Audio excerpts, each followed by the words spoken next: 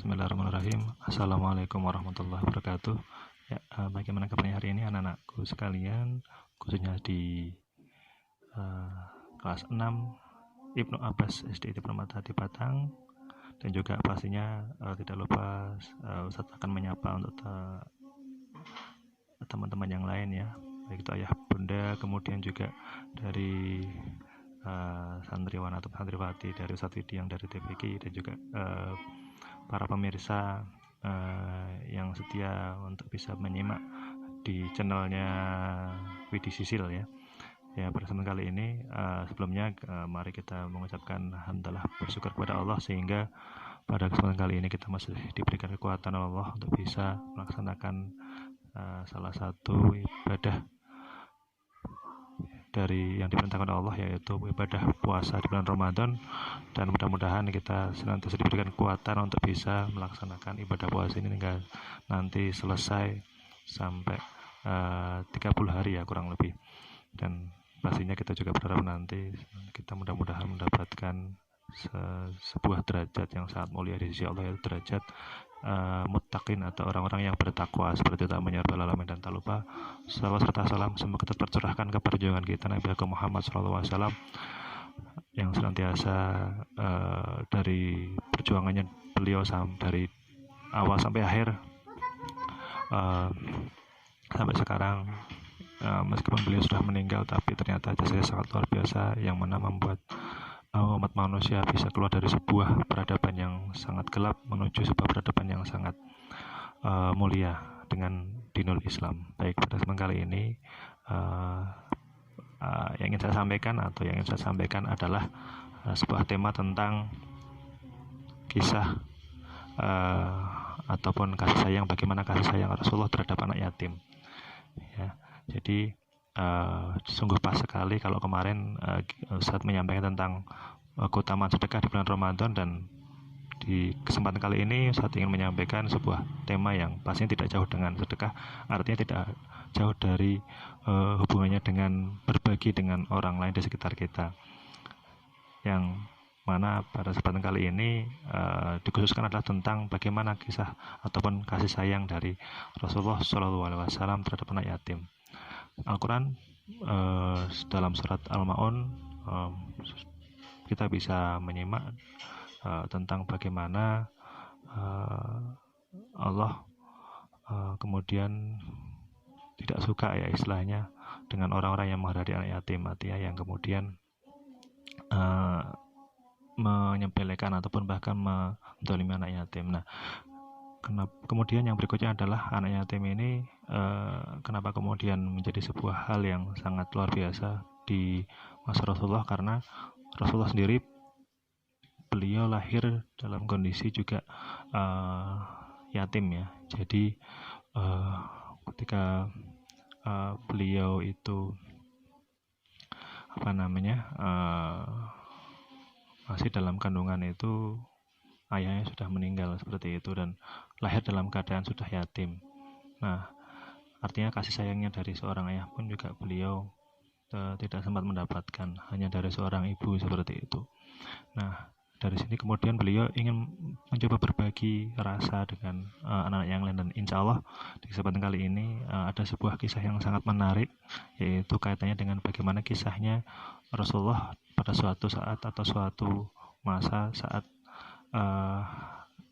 lebaran ya. Beliau ketika ada lebaran pada zaman Rasulullah, waktu itu ada seorang anak yang ternyata ketika teman-teman anaknya yang lain atau ketika anak-anak yang lain itu sedang bermain bersuka cita ketika lebaran, tapi ternyata dia malah sedih. Nah, kemudian Rasulullah menanyakan kenapa kok kemudian anak tersebut bersedih seperti itu. Nah, bagaimana kisah lengkapnya insya Allah kita akan saksikan di video berikut ini. Nah, tapi sebelumnya Ustaz ingin menyampaikan ada beberapa keutamaan bagaimana tentang cintai anak yatim, artinya keutamaan cintai anak yatim ya. Yang pertama adalah meraih peluang menjadi teman Rasulullah SAW di surga. sesuai dengan hadisnya yang berbunyi, saya dan orang yang mengasuh atau memelihara anak yatim akan berada di surga begini. Kemudian beliau mengisyaratkan dengan jari telunjuk dan jari tengah dan merenggangkannya sedikit. Hadis riwayat Bukhari, Tirmizi, Abu Daud, dan Ahmad dari Sahal bin Sa'ad. Dan yang kedua adalah pengasuh anak yatim akan dijamin masuk surga. Subhanallah. Ini sesuai dengan hadis Rasulullah yang berbunyi, orang yang memelihara anak yatim di kalangan umat muslimin, memberikannya makan dan minum, pasti Allah akan masukkan ke dalam surga, kecuali ia melakukan dosa yang tidak bisa diampuni. Kemudian yang ketiga adalah mendapatkan predikat abror atau saleh atau taat kepada Allah. Yang keempat adalah memperoleh pertolongan dari Allah SWT. Dan yang kelima, menghindarkan dari siksa akhirat. Kemudian yang keenam adalah investasi amal untuk akhirat. Dan yang ketujuh yaitu menggapai keberuntungan dan menjadi yang terbaik, yaitu tambahan untuk keutamaan mencintai anak yatim. Dan langsung saja setelah ini kita akan saksikan bersama-sama sebuah video yang mudah-mudahan menginspirasi kepada kita semuanya, meskipun ini dalam bentuk karton ya, istilahnya tidak kemudian dalam bentuk yang nyata, tapi mudah-mudahan ini memang sebuah kisah yang sangat terkenal dan kita mudah-mudahan terinspirasi dan semakin sayang terhadap mungkin dengan tetangga kita atau saudara kita yang yatim seperti itu. Itu saja yang mungkin bisa saya sampaikan, kurang lebih mohon maaf. Insya Allah akan jumpa lagi di video berikutnya. Wassalamualaikum warahmatullahi wabarakatuh.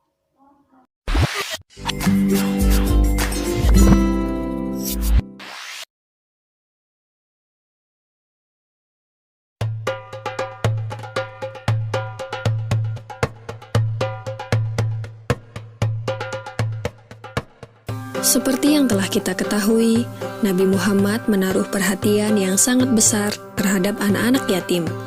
Pada suatu hari raya, Nabi Muhammad pergi keluar rumah untuk melaksanakan sholat Idul Fitri, sementara anak-anak sedang bermain dengan gembira di jalanan.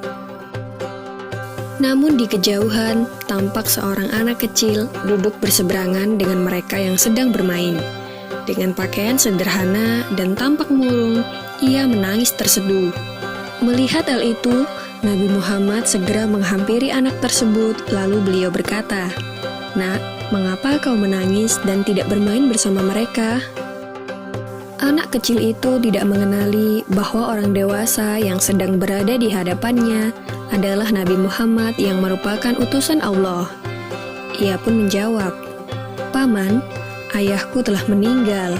Ia mengikuti Nabi Muhammad dalam menghadapi musuh di sebuah pertempuran, tetapi ia gugur dalam medan perang tersebut. Nabi Muhammad mendengarkan dengan seksama rangkaian peristiwa dan nasib malang yang menimpa anak tersebut. Anak itu pun melanjutkan ceritanya. "Ibuku menikah lagi. Ia mengambil warisanku yang merupakan peninggalan ayah, sedangkan suaminya mengusirku. Kini aku tak memiliki apapun, dan hari ini aku melihat teman sebayaku merayakan hari raya bersama ayah mereka. Perasaanku dikuasai oleh kehampaan tanpa ayah, karena itulah aku menangis." Mendengar penjelasan dari anak malang itu, hati Nabi Muhammad runtuh.